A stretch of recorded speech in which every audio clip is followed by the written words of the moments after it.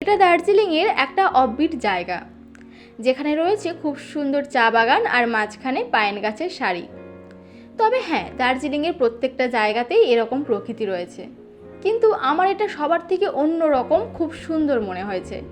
তার কারণ এখানকার চা গাছগুলোকে না দেখে মনে হচ্ছিল প্রাণবন্ত, এক্ষুনি বৃষ্টি স্নাত, একদম সবুজে সবুজ। আমরা যেরকম সিনেমায় দেখি, যেরকম আমরা ছবিতে দেখি, পুরো সেরকম। আর এই যে দেখো, যেদিক দিয়ে গাড়ি যাচ্ছে তার উল্টো দিকে কত বড় বড় পাইন গাছ। আর এই জায়গাটা ছিল লামাহাট্টা থেকে 2 কিমি পরে। আমরা সিকিম যাওয়ার পথে এই জায়গাটা পেয়েছিলাম। আর এখানে চাইলে তোমরা একদিন থাকতেও পারো। তার জন্য এখানে রয়েছে গেস্ট হাউস, অনেক বাঙালি রেস্টুরেন্ট।